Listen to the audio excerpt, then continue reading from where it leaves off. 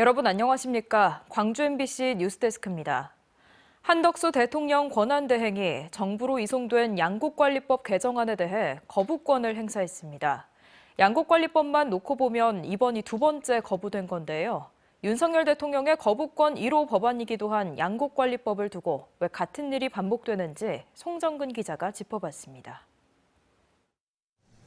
한덕수 대통령 권한대행 국무총리가 정부 서울청사에서 임시 국무회의를 주재했습니다. 민주당이 정부로 보낸 양국관리법 개정안 등 6개 법안을 수용할지 아니면 거부할지를 논의하기 위해서입니다. 한 총리는 이 자리에서 예상대로 거부권을 행사했습니다.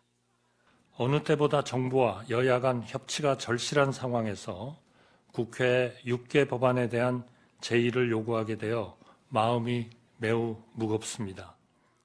국무회의에 올라온 법안은 양국관리법과 농어업체의 대책법, 농어업체의 보험법 개정안 등 모두 6개 법안입니다. 이 중 가장 논란을 빚었던 법안은 양국관리법 개정안입니다. 정부가 쌀을 의무적으로 매입하도록 하는 내용을 담고 있기 때문인데 법안을 구체적으로 살펴보면 쌀 생산량이 목표량의 3에서 5%를 초과하거나 쌀값이 전년 대비 5에서 8% 이상 하락하면 정부가 의무적으로 쌀을 매입하도록 하고 있습니다.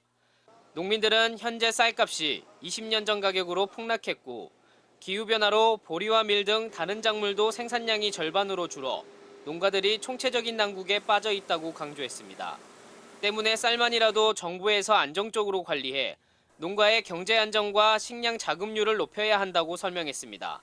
5천 년 이상 먹어온 우리의 주식이기 때문에 쌀만큼은 지켜야 된다는 건데 쌀마저 무너진다면은 우리나라는 말 그대로 정말 상상하기 어려운 상황에 처할 겁니다.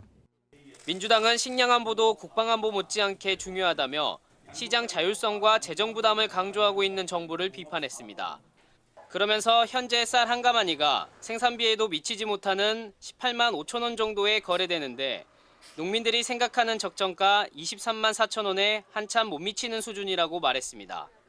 나라 안팎으로 어려운 때 얻는 사람들이 더 어려움을 겪는데 실제로 우리 현장의 농민들이 겪고 있는 이 고초는 2중, 3중으로 더 큽니다. 정부가 다시 한번 재고를 해서 정부는 쌀 의무 매입 시 쌀 공급 과잉과 쌀값 하락을 심화시키고 재정 부담을 큰 폭으로 늘릴 거라며 반대 의견을 명확히 하고 있는 가운데 민주당은 양국관리법 등 농업사법에 대해 재발의를 검토하고 있고 농민들도 투쟁을 계속 이어간다는 방침이어서 양국관리법과 관련된 논란은 한동안 계속될 것으로 보입니다. MBC 뉴스 송정근입니다. 양국관리법과 국회법 등 6개 쟁점 법안을 거부한 한덕수 대통령 권한대행에 대해 광주 시민사회가 탄핵을 촉구했습니다. 170여 개 시민단체로 구성된 광주 비상행동은 오늘 성명을 내고 한 권한대행의 거부권은 12.3 내란 사태 진상규명과 책임자 처벌에 필요한 국회 증언을 막는 반헌법적 조치라며 당장 탄핵을 해야 한다고 주장했습니다. 이들은 또 야당은 대통령 탄핵에 찬성한 국민의힘 의원을 중심으로 국정협의체를 추진하라고 요구했습니다. 윤석열 대통령 즉각 퇴진을 촉구하는 전남 지역 600여 개 단체가 연합체를 구성해 출범했습니다. 윤 대통령 탄핵과 체포를 포함해 적폐청산과 개헌 등을 목표로 활동을 이어갈 예정입니다. 김규희 기자가 보도합니다. 즉각 파면하라! 전남 지역 시민사회 단체와 정당들이 한자리에 모였습니다. 윤 대통령 탄핵을 목표로 힘을 모으기 위해 하나의 조직을 꾸린 겁니다. 위헌개헌과 내란 범죄가 명백한 만큼 헌법재판소는 조속한 탄핵 기념으로 국민의 준엄한 명령을 받들어야 한다. 내란 범죄의 정황이 드러나고 있는데도 수사가 더디다면서 윤 대통령에 대한 즉각 체포와 구속을 촉구했습니다. 이어 12.3 내란 사태가 발생한 것은 대통령에게 권한이 집중돼 있기 때문이라면서 헌법 개정 등 사회 대개혁을 목표로 활동할 것을 다짐했습니다. 제왕적 대통령제라고 하는 불균형적 제도의 비판적 의견이 지금 있고 이를 극복해야 된다라고 하는 차원에서 새로운 헌법, 제7공화국 헌법이 필요하다. 국민의 주권이 사법 절차와 법 제도 전반에서 직접 실현될 수 있는 그런 방향의 헌법 개정이 필요하다. 전남 22개 시군 소속 600여 개 단체가 모여 결성된 이 연합체는 출범식을 갖고 윤 대통령 퇴진을 위한 향후 행보를 논의했습니다. 전남 비상행동은 공동집행위원장 선출 등 조직 활동을 위한 체계를 마련한 가운데 개헌 등 다양한 의제에 맞는 사업 추진을 위해 특별위원회도 꾸릴 계획입니다. 또 매주 주말 저녁 22개 시군 거리에서 동시에 촛불을 들고 윤 대통령 파면을 위한 문화제를 이어갈 예정입니다. MBC 뉴스 김규희입니다. 탄핵 전국 속에 여당인 국민의힘을 향한 시민들의 분노가 확산하고 있습니다. 호남에서도 국민의힘 당원 탈당이 이어지고 있고 당 해산을 요구하는 목소리도 나오고 있습니다. 김단비 기자입니다. 윤석열 대통령의 12.3 내란 사태 이후 국민의힘 탈당자 수는 7,745명입니다. 하루 평균 탈당자 수는 645명으로 계엄 선포 전보다 6배 이상 늘었습니다. 시도당별로는 경기와 서울이 가장 많았고 전남에서도 152명이 탈당했습니다. 국민의힘 전남도당은 책임당원 탈당은 거의 없다며 이런 상황에 동요하기보다는 민생 경제 회복을 최우선 과제로 삼고 여야 협치를 강조했습니다. 여야가 따로 없다.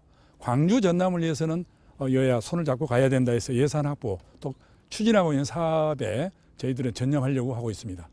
민심은 더 돌아섰습니다. 2022년 대선에서 윤 대통령은 호남에서 보수정당 대선 후보로서 역대 최고 득표율을 얻었습니다. 또 지난 총선에서는 국민의힘이 16년 만에 호남 전 지역에 후보를 내기도 했습니다. 국민의힘이 호남 지지 세력을 넓히기 위해 공을 들였고 일정 성과도 있었지만 시민들의 분노는 당 해체 요구로 이어지고 있습니다. 다 온 국민이 다 내가 잘못됐다고 생각을 하잖아. 이번에는 더 안 좋은 것 같아. 이제 해체를 하고 다시 뭐 당을 하든가 했으면 더 낫겠을 것 같아 난. 네, 그게 나온 거 그 의원들만이라도 그런 분들이 있어서 이렇게 된 거에 대해서 그냥 다행이다. 국민의힘 해산을 요구하는 국회 국민동의청원은 30만 명을 넘어섰습니다. MBC 뉴스 김단비입니다. 올바른 정치를 향한 시민들의 참여 열기가 어느 때보다 높은데요. 민중미술을 대표하는 두 작가의 작품을 광주 시립미술관에서 전시합니다. 격동의 한국 근현대사를 비판적인 시각으로 통찰하고 자신들만의 조형 세계를 구축해온 두 작가의 전시를 박수인 기자가 소개합니다. 봄에 논을 갈아서 가을에 풍성한 결실을 거두듯이 못된 외래 문화를 물리치고 통일의 무릉도원을 만들자는 그림이었습니다. 그런데 느닷없이 북한을 찬양한다는 누명을 쓰고 검찰에 몰수됐습니다. 원작은 국가보안법 위반이라는 낙인이 찍혀 35년째 수장고에 묻혀 있고 작가가 다시 그린 작품이 광주의 관객들을 만납니다.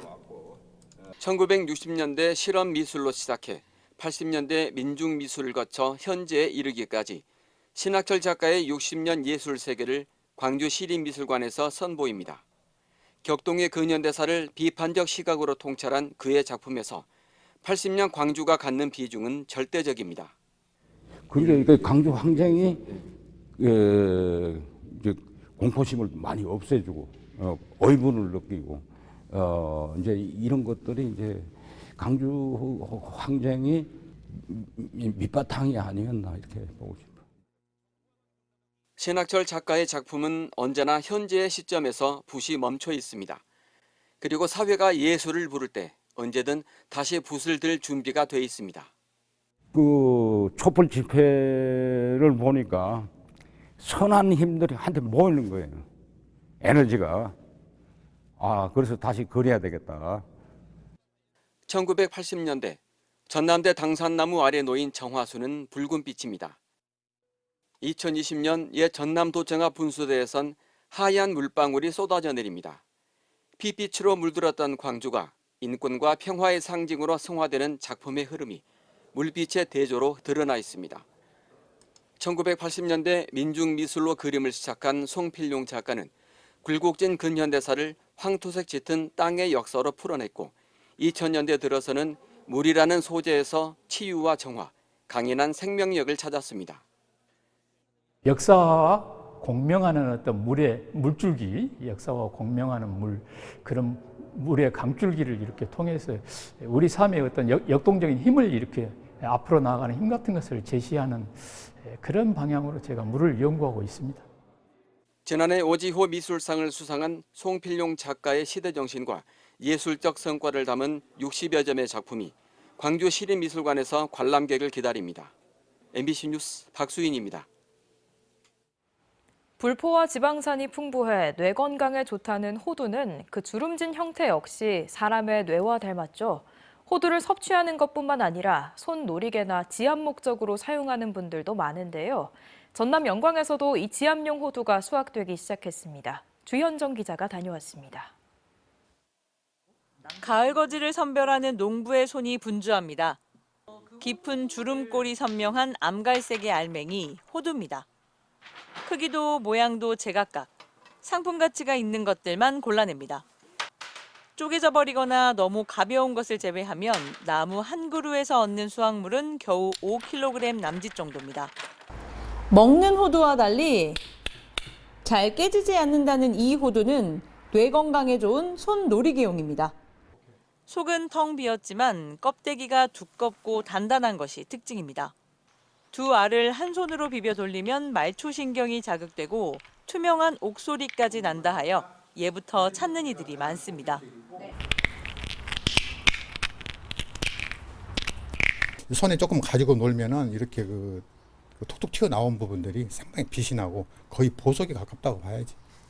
놀이개 호두, 지압용 호두는 수백 년 전 자생 수종인 가래나무와 외래 수종인 호두나무가 자연 교배하면서 생긴 종자지만 워낙 귀해 국내에서는 전남 장흥에서만 사실상 유일하게 수확됐습니다. 6, 7년 전까지만 해도 먹는 호두를 재배했던 이 농가는 수입산 공세에 판로가 위축되자 돌파구 마련을 위해 장흥 품종과 수입 묘목을 들여와 놀이개 호두로 전향했습니다. 수분 수용으로 살려둔 아름드리 호두나무를 비롯해 100여 주에서 지난해에 이어 2해째 열매 수확에 성공했습니다. 사람들이 그렇잖아요. 문방사후라고. 제가 봤을 때는 아마 문방 오후쯤 되지 않을까. 우리 모두 핸드폰에 빠져 살지요. 그래서 좀 편안하게 좀 정신을 좀 편안하게 하는 방법은 놀이개 호두가 좋지 않을까. 못 먹어서 더 귀하다는 국내산 놀이개 호두. 값싼 수입산을 능가할 가격 경쟁력과 인식 확산까지 농가 앞에 놓인 과제가 적지 않습니다. MBC 뉴스 주현정입니다.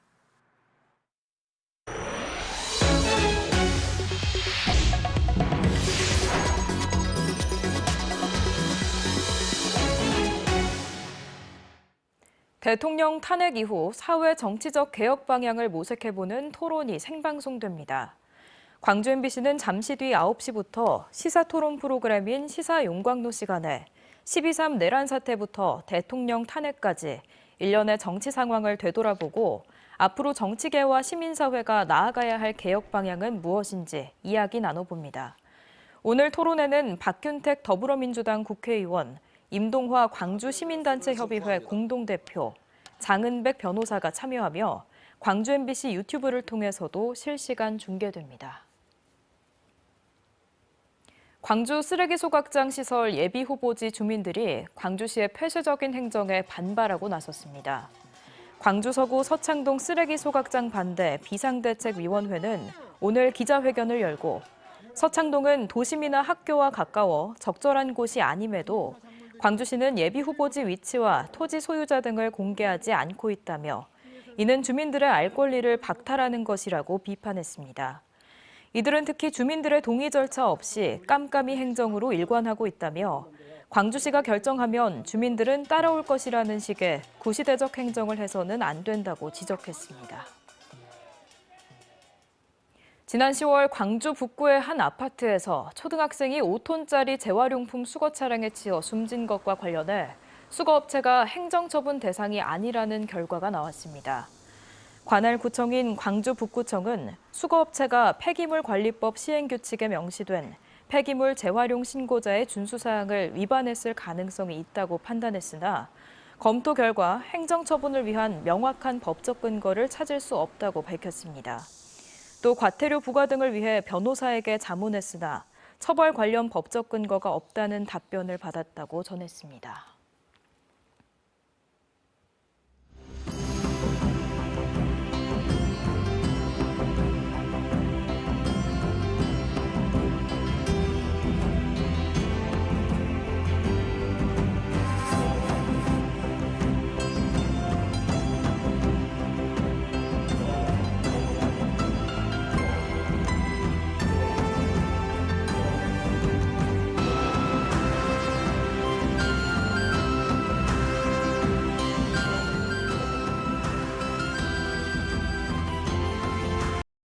언제 어디서나 내 손 안의 뉴스. 광주 MBC 뉴스 유튜브 구독으로 함께하세요.